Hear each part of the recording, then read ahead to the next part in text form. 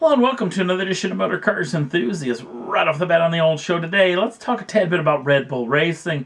Interesting situation, the Australian Grand Prix actually taking place the day of the taping of this program, and they had a brand new power unit. Well, technically it was still the Renault power unit, but after that tumultuous relationship they had with Renault last year, a lot of finger pointing on who was wrong and who was right. But now they're going forward with Renault engines, but they're all being tagged as Tag Heuers, so to speak. Tag Heuer being the watch company. And it's been an interesting situation, but there was another little press conference that happened the day before the Grand Prix started. It involved these folks, the folks over at Aston Martin. Apparently there's going to be a partnership between Red Bull Racing and Aston Martin, but it's going to be off the track, or at least in the initial stages. Apparently there's going to be a brand new hypercar, a high-end supercar, that's going to be developed by these two folks, heading up by the guy in the foreground, which is Adrian Newey, not the guy in the background who is team principal at Red Bull Racing, that is Christian Horner. Adrian Newey has built some of the greatest performing Grand Prix cars of the modern era, and he does it all old school, no new style computer stuff, still draws stuff out on pencil and paper, and has done the greatest with this over the past several years. He is an absolute genius when it comes to building Grand Prix cars. And together they're going to build this machine. Yeah, I know, this drawing really doesn't have any front or back or heads or tails, and I can't make anything of it. But still, a brand new supercar coming from Aston Martin, a high-end supercar, is going to be pretty doggone interesting. There is a lot of rumors, too, that Aston Martin may become the new badging that's going to be for the new power units. But that got me thinking, who provides power for Aston Martin?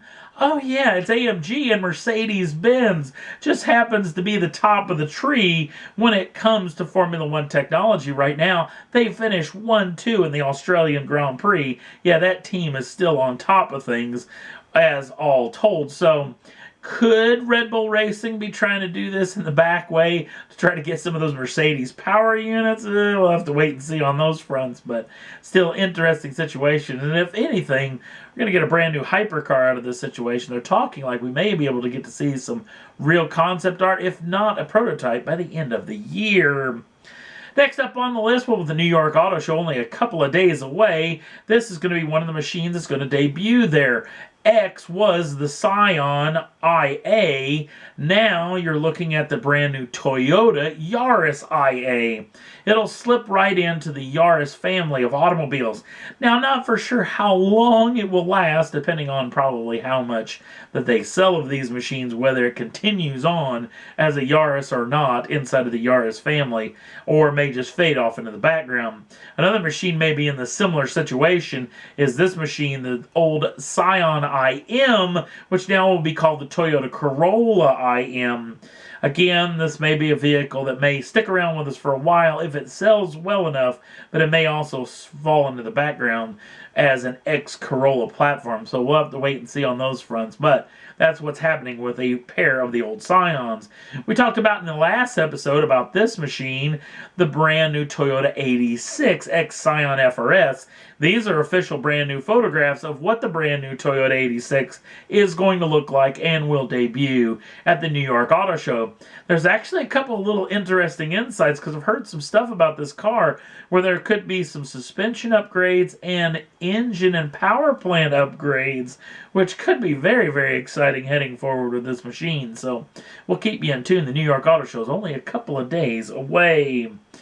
And last up on the list, well, I'm going to do a little American pride and chest puffed out, as we're going to talk a little bit about Formula One season and the Australian Grand Prix and the brand new, after 30 years of being out of the sport, a US-based Formula One team, that is Haas F1. Now, I know that they're basically a Ferrari Junior team. They're running last year's Ferrari power units. They're running all Ferrari suspension.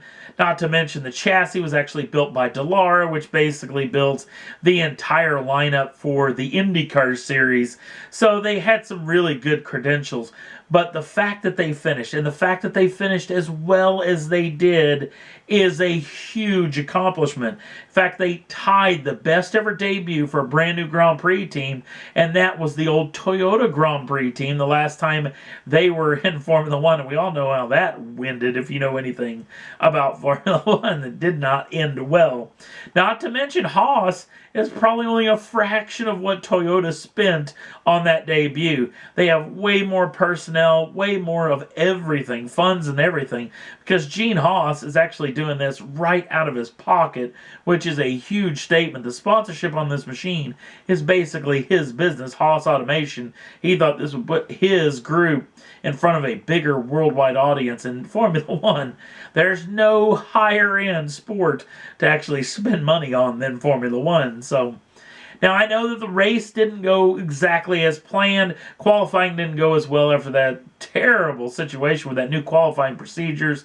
Esteban Gutierrez, the Mexican-born driver, actually had a little issue with the power unit early on in the race, was limping along until he got involved in a massive accident when Fernando Alonso hit him from the rear in the McLaren.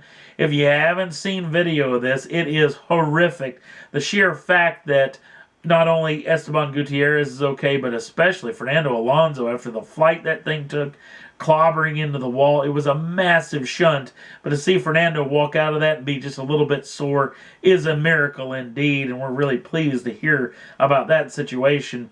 So it was a sad ending for one of the cars, but the other car soldiered on. It may have been holding up the field a tad bit, or at least the cars that were right behind it were, but it was Romain Grosjean, the French driver, who did an amazing job to finish 6th overall.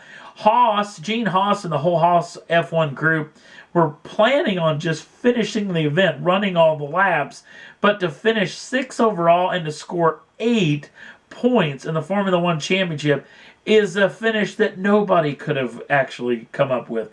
I had a feeling that this team could be pretty good with all those parts and pieces.